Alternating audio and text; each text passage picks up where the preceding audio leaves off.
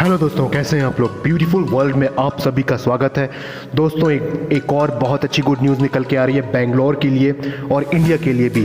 जी हाँ, बेंगलोर में जैसे कि ट्रैफिक बहुत ज़्यादा बढ़ता जा रहा है, दिन ब दिन वहाँ पर ट्रैफिक की बहुत ज़्यादा दिक्कतें आती जा रही है। तो बेंगलोर में जो BMRCL है, यानी कि Bangalore metro rail corporation limited, उन लोगों ने मेट्रो लाइट ट्रेन्स को प्रपोज करने जा रहे हैं, जिसमें टोटल 3 कॉरिडोर्स होंगे और ये लगभग 60 किलोमीटर्स इसकी रूट लेंथ होगी।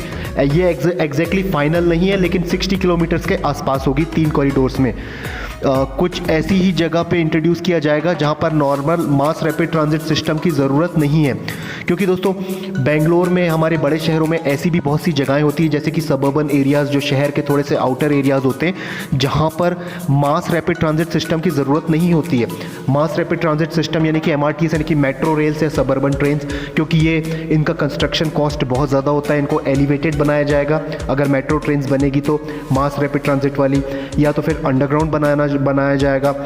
और एट ग्रेड तो ये बहुत ही कम नेग्लिजिबल जगहों पे ही इंडिया पे चलती, बाकी ज़्यादातर अधिकतर ये एलिवेटेड ही चलती है। और जहाँ बहुत ज़्यादा भीड़ भाड़ वाले एरिया होते हैं वहाँ पर अंडरग्राउंड चलती है, जैसे पुराने शहरों के इलाकों में। और दूसरी चीज़ है, ऐसे बड़े सिस्टम्स को बनाना, इंफ्रास्ट्रक्चरल जो कंस्ट्रक्शन कॉस्ट है मेट्रो रेल्स की बहुत ज़्यादा होती है। और जैसे कि हमने आपको बताया, ये बेंगलोर में इसकी आवश्यकता शहर के अंदर है, लेकिन शहर के आसपास वाले एरिया से ऐसे बहुत से जगहें होती हैं जहाँ पर, जैसे कि सबर्बन एरियाज़, जो शहर के आसपास वाले छोटे उपनगर होते हैं, छोटे छोटे गांव होते हैं, छोटे छोटे जगहें होती है शहरों के आसपास लगी हुई, जहां के सारे लोग या तो पढ़ने के लिए या बिज़नेस के लिए या शॉपिंग के लिए या जॉब करने के लिए उनका कम्यूट, मतलब डेली कम्यूट करते हैं। तो ऐसी जगहों पे क्या होता है, जैसे कि अगर मेट्रो ट्रेन्स के लिए ऐसा होता है कि हर एक एरिया से लगभग पीपल पर आवर पर डायरेक्शन ये देखा जाता है, यानी कि हर घंटे में अगर 1000 लोग या 1500 या 2000 लोग को कैरी करना है, तो उसके लिए मेट्रो ट्रेन्स चलाए जाते हैं कि एक घंटे में हमको 2000 या 5000 लोगों को कैरी करना है, एक जगह से दूसरी जगह कम्यूट करवाना है। लेकिन जहाँ पर एक घंटे में 200, 400, 500 लोगों को कम्यूट कराना है, या 600, 700, तो ऐसे जगहों के लिए मेट्रो रेल्स जो है वो बहुत ज़्यादा, जो कॉस्ट है उसकी बहुत ज़्यादा बढ़ जाती है, उतना ज़्यादा बजट करने की ज़रूरत नहीं है। इसलिए मेट्रो लाइट्स को इंट्रोड्यूस करने का बहुत अच्छा प्लान बनाया गया है।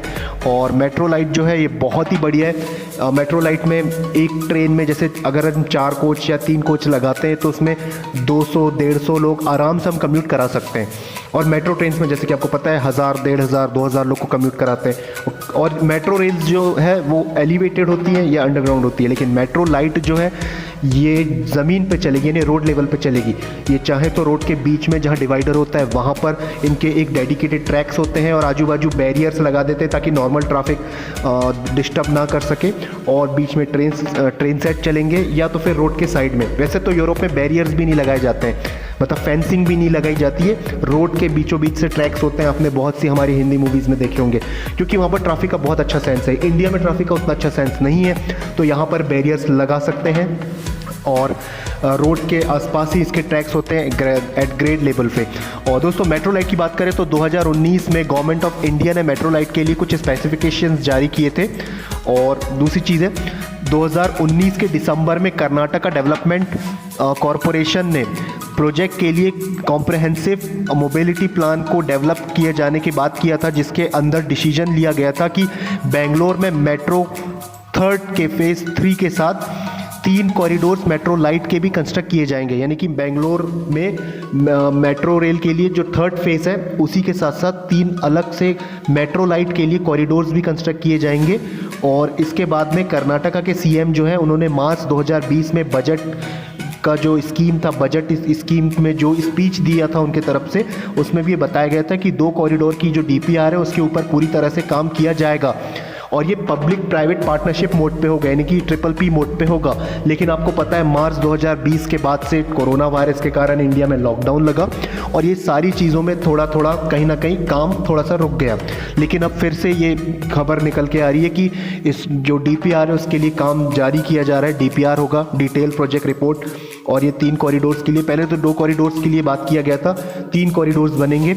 और ये भी डिसीजन लिया गया कि स्टैंडर्ड गेज का ट्रैक होगा, यानी कि 1435 mm का होगा, यानी कि 1435 mm का होगा गेज। 3 कोचेज़ होंगे और जो पहला कॉरिडोर होगा वो है हैब्बल से जेपी नगर। इसका जो रूट है लगभग 30 किलोमीटर्स के आसपास होगा। ये टेंटेटिव रूट है, यानी कि ये एकदम प्रपोज नहीं है, यही रूट हो सकते हैं और किलोमीटर्स में थोड़ा सा आगे पीछे हो सकता है। और टेंटेटिव रूट से हैब्बल टू जेपी नगर 30 किलोमीटर्स का। दूसरा कॉरिडोर होगा मगड़ी रोड टोल गेट से लेके कड़बा गिरे 14 किलोमीटर्स का। और तीसरा रूट होगा वाइट फील्ड, जो कि ईस्टर्न एरिया है बेंगलोर का, वाइट फील्ड से डोमलूर तक, ये लगभग 16 किलोमीटर का होगा रूट, यानी कि लगभग 60 किलोमीटर्स के आसपास होगा। और मेट्रो रेल इसी तरह से होती है, लाइट मेट्रो आप देख सकते हैं जैसे कि आप वीडियो में देख रहे हैं।